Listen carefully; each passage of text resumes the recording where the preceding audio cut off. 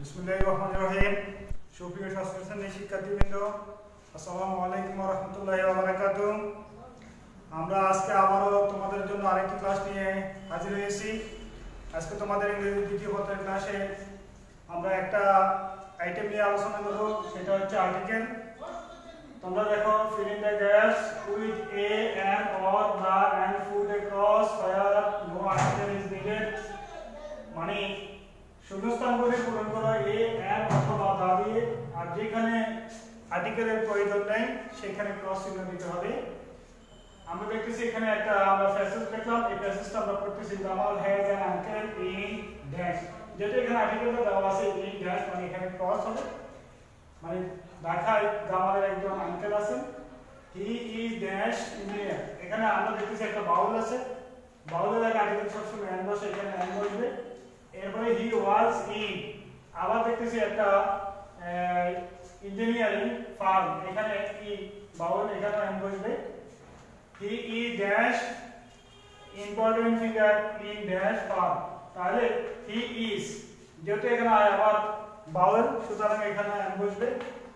তারপরে হচ্ছে তিনি একজন গুরুত্বপূর্ণ ব্যক্তি ইন, যেহেতু একটা ফার্মের নাম উল্লেখ আছে, এটা আগে থেকে নির্দিষ্ট হয়ে গেছে ইঞ্জিনিয়ারিং ফার্ম, এখানে নির্দিষ্ট কারণ এখানে দেওয়া হবে। হি ইজ নট অনলি, সে শুধু নয়, এখানে আবার একটা আই আছে, আই মানে হচ্ছে কি বাউল, তাহলে এখানে এন বসবে। He is not only an industrial but also, এখানে এসটা হচ্ছে অর মতো উচ্চারিত হচ্ছে, যেহেতু অনেস্ট, অনেস্ট উচ্চারণ করতে অনেস্ট হওয়ার কথা, কিন্তু অনেস্ট হয়েছে, এই কারণে এখানে এন বসবে। But also an honest man, he hates, সে ঘৃণা করে, দ্য আইডল, যারা অলস তাদেরকে সে ঘৃণা করে, বিকজ কারণ হি নোজ দ্যাট, তিনি জানেন যে, এখানে যেহেতু ইন্ডাস্ট্রিয়াল পরিশ্রমী সম্পর্কে আগে বলা আছে, এই জন্য এখানে দেওয়া হবে the industrious prosper in life. এটা হচ্ছে আমাদের কি হবে, আমরা এটা বললাম। এখন আমরা উত্তরটা কিভাবে লিখবো, এটা আমরা এখন লিখে দেখাচ্ছি।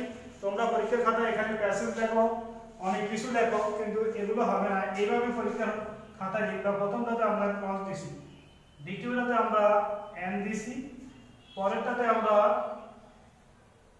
আমরা এন দিছি, এরপরটাতে আমরা ওটাতে এন দিছি। এরপরে দেখো, এরপরে আছে আমরা ইন দ্য ফার্ম, ইতে আমরা দা দিছি। এরপরে আমরা এফ তে আবার এন দিছি, যেহেতু এখানে বাউল বাউলাকে এন হবে। এরপরে আমরা জিতে যেহেতু অনেস্ট উচ্চারিত হয়েছে, এই জন্য এখানেও এন হবে। তারপরে এইচ নাম্বারে যেহেতু ইন্ডাস্ট্রি সম্পর্কে আগে বলা আছে, এই জন্য তা হবে। তোমরা পরীক্ষার খাতায় এইভাবে অ্যান্সারগুলো এইভাবে লিখবে। এত বড় বিশাল প্যাসেজ লেখার কোনো প্রয়োজন নেই, এতে সময় নষ্ট হয় আর কারাসিরা হয় অনেক সময়। তো আজকের জন্য এখানে শেষ। আমরা পরবর্তী ক্লাসে পরবর্তী আইটেম নিয়ে আলোচনা করবো ইনশাআল্লাহ। তোমরা ক্লাসের সাথে অবশ্যই যুক্ত থাকবে। আজকের জন্য আল্লাহ হাফেজ, সবাইকে অসংখ্য ধন্যবাদ।